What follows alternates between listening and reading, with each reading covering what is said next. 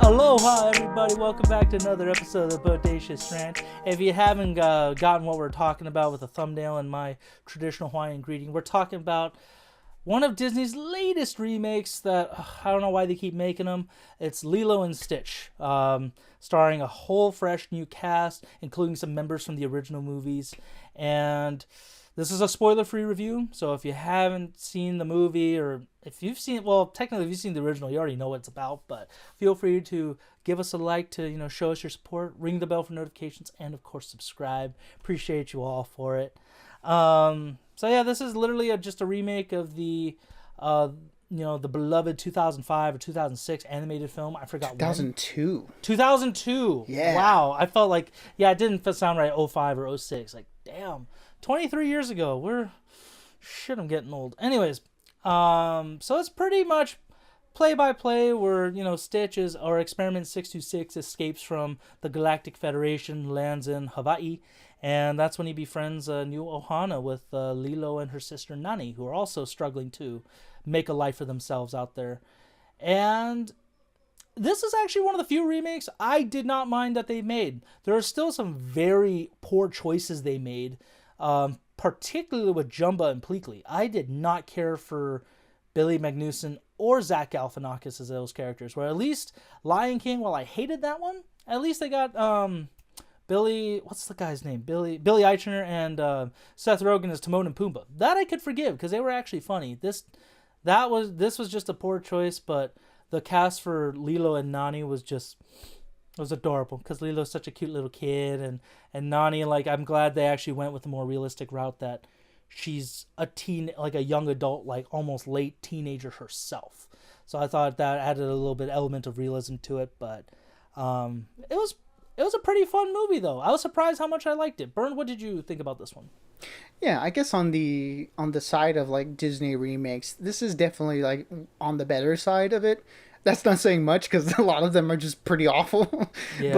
But the things that worked in it were definitely the things that you mentioned. The live action Lilo and Nani. I feel like they worked really well off of each other, and there's just something about it being a live action, I guess, that sort of drives the point home a little bit more for me. How sad their situation is. Again, this is very much a something that's there in the animated version. It feels like a direct, remake basically.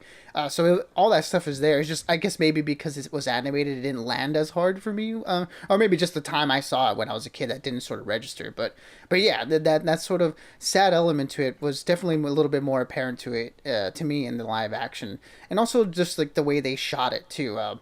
How it felt a little bit more intimate, a little bit more almost like indie style, if that's a term that I could use. There were moments where it felt like, oh, okay, this is we're really sort of peering into the lives of these two girls and how they're kind of just struggling to get by, So that definitely added sort of an element that I felt wasn't there in the animated movie, but yeah, definitely was here, and that stuff really worked for me. It's just everything else that you mentioned that sort of drags this movie down for reasons that I can't even understand why. Like you mentioned, Zach Galifianakis and Billy Magnuson, that I enjoy them in other movies that they're in, but just the way that they portrayed Jumba and Pleakley and the way that they were written, just it felt so odd, and it felt so weird. The choices that they made, they were just kind of there, and they were also kind of just ineffective in a way, and just the performances themselves were so lacking. That they really had no impact, and every time that they were on screen they were sort of annoying almost. It was really sad to see because I loved those characters in the animated movie, but here it's just, yeah, I don't know where it went wrong, but yeah, everything that was going on with them wasn't great, and it didn't help either that the visual effects on them weren't particularly great. And really, the only visual effect that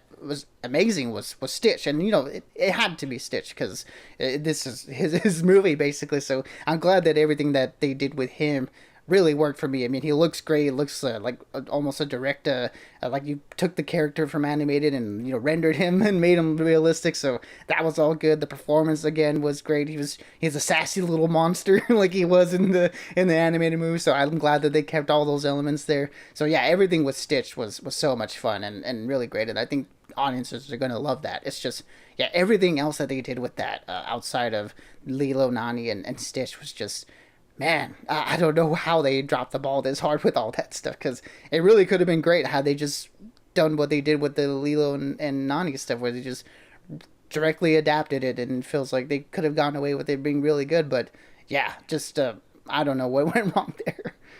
Yeah, the only thing they did not butcher, thank God, was the Hawaiian music, like Hawaiian Roller Coaster Ride, and I forgot what the other one's called. K Milo. I forgot what it was, but I love those two songs from the first movie. Especially every time I went to Hawaii when I was younger, I would as soon as we landed down on the strip, I was like, I'm blasting those songs in my iPod or something, just because I'm getting in the mode. But I'm glad they didn't do that. They really expand upon. I would say, if anything, they really brought the gravity of the situation. Because the first one I rewatched recently, and it still has those emotional beats, like that Lilo could get taken away and break up their family, and Nani is struggling to be an adult for her. But this one, I think they did it. They adapted that story really well because the emotional beats hit hard. I was getting teary in the theater just watching some of those scenes where I was like, why? How am I? Why do I feel this with this movie? I shouldn't, because it's essentially the knockoff. But yeah, I feel like this is definitely one. If you like the animated one, fine. If you like this one, for whatever reason, okay, that's fine. I'm not gonna judge you or anything for it. The original, obviously, you can't beat, but this one at least is a good adaptation. Again, not saying much, but definitely better than the majority of crap Disney has put out the last 10 years. With all that being said, I'm giving this a 3 out of 5. I think it's a lot of fun to go see in the movies, whether it be Dolby, but I think, to be honest, you could either wait till Disney Plus for this one or just see it on like a cheap day, like $5 Tuesday or half off Wednesday or something. But if you have kids and you want to get in the summer field, this is definitely a solid movie to go see. Yeah, it's just a really fun, light movie that you can go to the theaters and enjoy, and you're not going to get really much more from that. Again, like if you like you said, if you loved the animated movie, you'll probably enjoy this. But like a lot of the other remakes, it doesn't surpass it really in any way, unfortunately. Where it feels like they should try more to sort of build upon the things that make the animated movies work, and they just refuse to for at every point. It seems like, and that's unfortunate.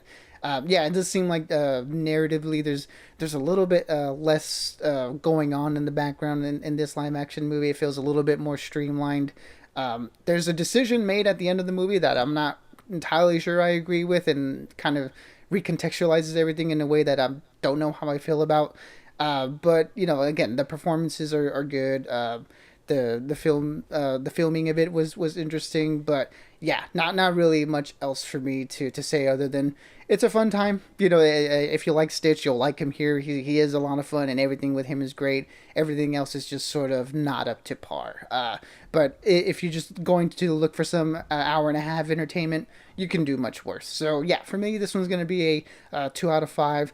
Again, on the better side of the Disney live action remakes, but yeah, that doesn't say a lot.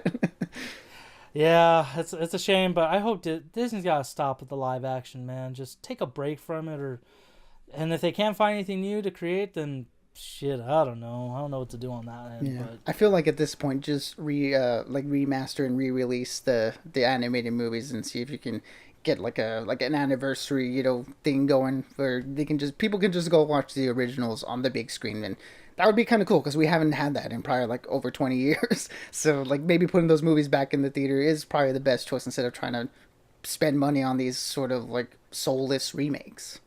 yeah, I would love to see Atlantis and Treasure Planet back on the big screen because I never got to see those in theaters. But yeah, so 3 out of 5 for me, 2 out of 5 for Burn for Lilo and Stitch. Let us know what you all thought of it in the comics if you did happen to watch it.